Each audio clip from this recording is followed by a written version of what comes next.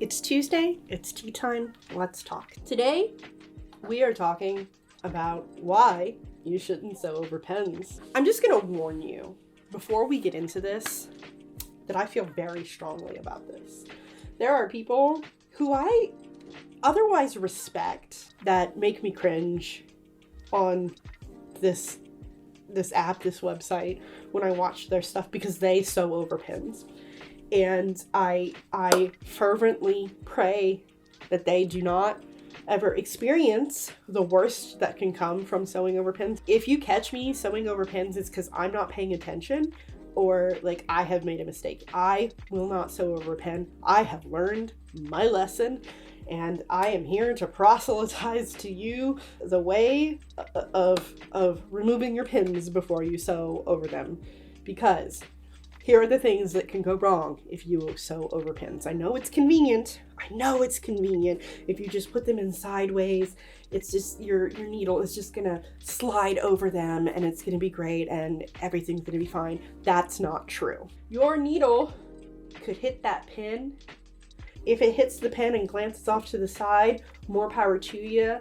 The worst that can happen from that is a skipped stitch or some uneven tension in that area. Not so bad, right?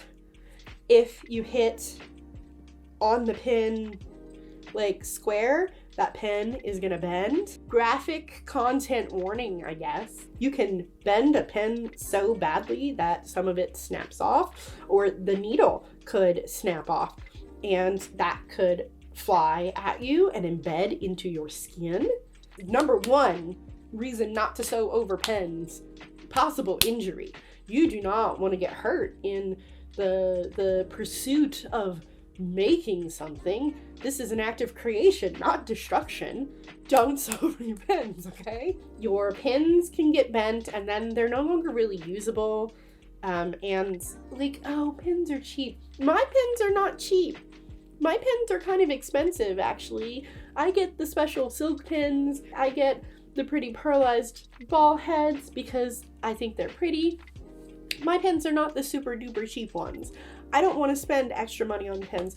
In fact, every time I have to buy new pins because I've lost my pins, I enrage myself because I'm like, I have so many pins, where are they? Where have they gone? I don't want to buy pins because I have knowingly destroyed them. Also, sewing needles, they're not cheap. They're not cheap. I want my sewing needle to last as long as possible. I know some people are like, ooh, I will use a new sewing needle for every project. I will use a sewing needle until I can't anymore, until my machine is like, hey, this sewing needle is not sharp enough to go through this fabric. I'm going to start skipping stitches. And I'm like, oh man, all right, let me try rethreading my machine first.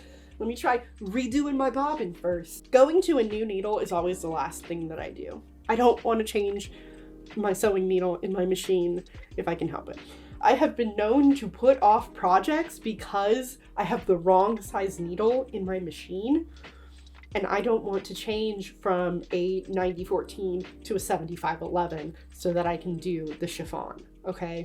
That is how much I don't want to change my machine needle. If all of this does not deter you from sewing over pins, then let me tell you a horror story, okay?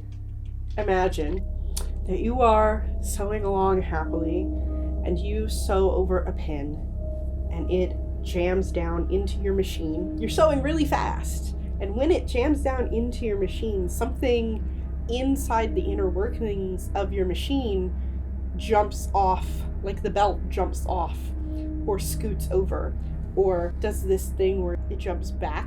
Doesn't jump off, just jumps back. There's a thing in your machine called a timing belt, right? And the timing belt is what controls the timing of the machine needle going down into the fabric, and then the bobbin hooking the thread that comes down when the needle goes into the fabric. And if those things are not aligned in time with your timing belt, your machine will not sew. Your sewing machine will not perform its specific function that you purchased it to perform.